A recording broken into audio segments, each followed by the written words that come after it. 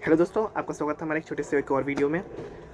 मैं इस वीडियो में आपको पूरी तरीके से क्रिस्प एंड क्लियर तरीके से विद इन 9 टू 10 मिनट्स के अंदर इसी पूरी स्ट्रैटेजी बताने वाला हूँ कि आपको डीबीएफ पेपर जो है diploma in banking and finance, उस पेपर को आप कैसे क्लियर कर सकते हो अपने फर्स्ट अटैम्प्ट में, और मैंने कैसे क्लियर किया अपने फर्स्ट अटैम्प्ट में पेपर को। मैंने जब पेपर दिया था ये तब मैं बीकॉम के सेकंड ईयर में था, अभी मैं थर्ड ईयर में हूँ। बीकॉम के सेकंड ईयर में रहकर आई थिंक मैं सेमेस्टर थर्ड में था, आई थिंक थर्ड या फोर्थ में था।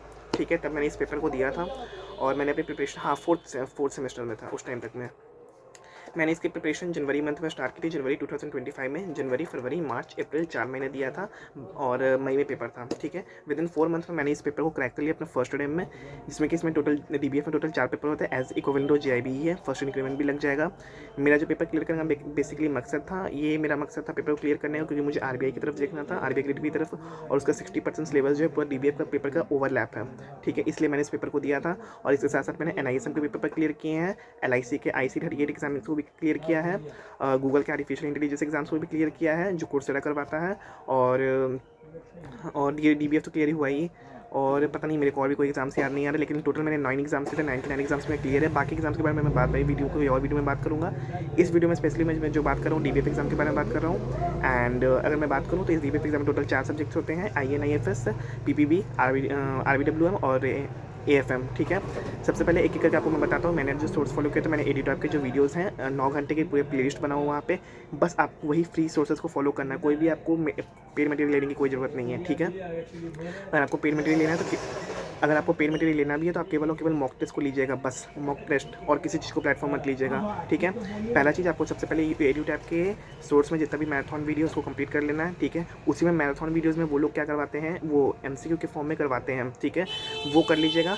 एंड थर्ड मेन चीज़, जो मेन सबसे आपको पहले करना वो है तो आपका PYQ गो थ्रू करना। वो लोग फ्री में PYQ आपको देते हैं हर एक ईयर का। ठीक है, मतलब हर एक वाइज जो भी 6 महीने में 2 बार पेपर होता है, वो आप लोग को सबका PYQ निकाल के देते हैं। PYQ को मुँह जुबानी रट्टा मार लेना, ये मैंने किया था गाइस। मेरा वो जो सिलेक्शन वीडियो है वो मेरा पोस्ट में डाला हुआ है, वो आप जाके वहाँ पे देख सकते हो। ठीक है, मेरा डिस्क्रिप्शन में लिंक होगा, वहाँ पे भी देख सकते हो। सेकेंडरी चीज़, आपको वो सब के सब वीडियो को आपको अच्छी तरीके से, एकदम अच्छी तरीके से देख लेना है। उसके बाद PYQ पर जाना है। PYQ के साथ साथ वहाँ पे 200 का मोस्ट इंपॉर्टेंट MCQ वो लोग दिए हुए हैं, उसको मुँह जुबानी एकदम चाट जाना है, क्योंकि वो सब एकदम डेफिनेटली कि उसमें से क्वेश्चन टैली करते हैं। हर बार का पैटर्न रहा है, मैंने देखा है उस चीज़ को। मैंने खुद दिया था जब पेपर को, मेरे भी टाइम पे जो पेपर का लेवल है, यहाँ से पेपर यहाँ पहुँच गया था, लेकिन फिर भी मैंने पेपर को अपना फर्स्ट ही अटेम्प्ट में क्लियर किया कॉलेज के साथ रह के, तो सोच सकते हो गाइस। एंड सेकेंडरी चीज़ में बात करूँ तो आप वो वीडियो देख लेना, आपको समझ में आ जाएगा। और बाकी सब्जेक्ट की मैं बात करूँ, PPB हो गया, AFM और RBW में, आपको सबको लिए यही चीज़ करना है। सब कुछ यूट्यूब पे फ्री है गाइस, आपको कहीं भी और दूसरे सोर्स की तरफ जाने की कोई ज़रूरत नहीं है। एंड अगर मैं एक और चीज़ बात करूँ इसमें, तो हाँ, ये आप कर लोगे सिलेबस। एक बार सिलेबस हो जाने के बाद जितने भी वीडियोस का MCQ वीडियो वो आप प्रैक्टिस कर लेना।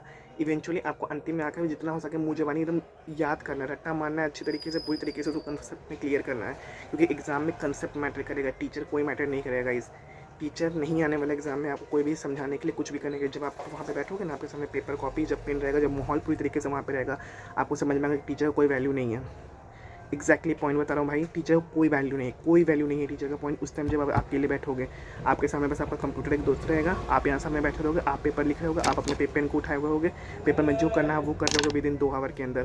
तो सो अपनी स्ट्रैटेजी को बहुत अच्छे तरीके से क्रिस्प एंड क्लियर बनाना कि नहीं, मुझे इतना करना है, इतना ही करके जाना है। इवन जब मैं बात करूँ तो मैंने IINFS के लगभग 900 से 1000 क्वेश्चन याद कर चुका था मैंने मुँह जवानी।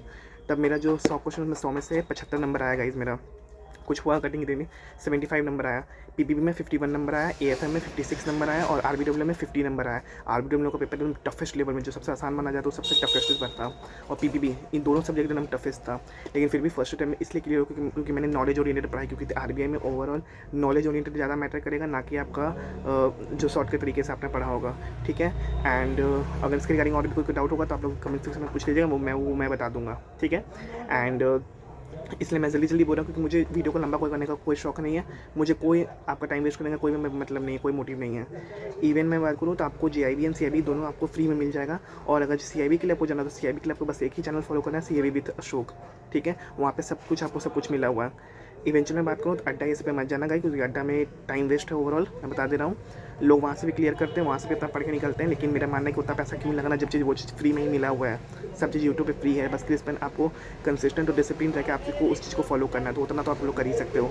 पैसा बचाना है कि नहीं, पैसा लेना है कि नहीं, सही बात है। और अगर आपको एनआईएसएम और ये सब बाकी सर्टिफिकेशन के रिगार्डिंग आपको कोई वीडियो चाहिए हो तो आप लोग कमेंट सेक्शन में बताना, मैं उस चीज़ को आपको क्लियर कर दूँगा, ठीक है। एंड और मैं अगर कुछ बताना भूल गया हूँ तो डीबीएफ में हाँ, जितना जल्दी हो सके इस पेपर को क्लियर कर लेना गाइस। इवन जो कॉलेज में स्टूडेंट है वो तो एकदम डेफिनेटली कर ले, क्योंकि इसका बेनिफिट आपको लॉन्ग टर्म में होगा। एक इंक्रीमेंट लगेगा 2,000 रुपये का, बैंक में जाते ही इंक्रीमेंट नहीं 2,000 नहीं 3500 या 3400 का इंक्रीमेंट होगा बेसिक पे और डीए सबको कैलकुलेट करने के बाद, ठीक है। और बैंक में जाने के बाद सीआईबी क्लियर कर लेना, सीआईबी करने के बाद तो आपको 2 इंक्रीमेंट लगेगा, टोटल के 10,000 का अप्रॉक्स मोटा मोटी अमाउंट का वो आपको इंक्रीमेंट लग जाएगा extra, even clerk as PO दोनों में ही। एंड इसका इंटरव्यू में बहुत बड़ा एज है, इंटरव्यू के लिए कभी और मैं बात करूँगा, ठीक है। एंड और तो कुछ रहा नहीं बस, ठीक है। और बस इतना ही है सोर्स, और कुछ है नहीं गाइस। वैसे अगर मैं बात करूँ तो आप बाकी और भी कोई डाउट हो तो कमेंट सेक्शन में पूछ लें, वो मैं क्लियर कर दूँगा। बाकी सब कुछ आपका फ्री यूट्यूब पे मटेरियल है, बस उस चीज़ को फॉलो करना और मॉक टेस्ट पर ज़्यादा से ज़्यादा मॉक टेस्ट लगाना, क्योंकि एग्जाम में आपको एक्जैक्टली मॉक टेस्ट का लेवल रहेगा, कंप्यूटर रहेगा, माउस रहेगा, बस क्लिक करना है, सॉल्व करना है। तो जितने मॉक टेस्ट आप लगाओगे उतने तरीके से क्लियर हो पाएगा। ओके डन, जितने तरीके से मॉक लगाओगे उतना से आपको बेनिफिट होगा। एंड बस एज इट इज़ डन। चलिए मिलते हैं, बाय बाय, टाटा, बाद में बात करो।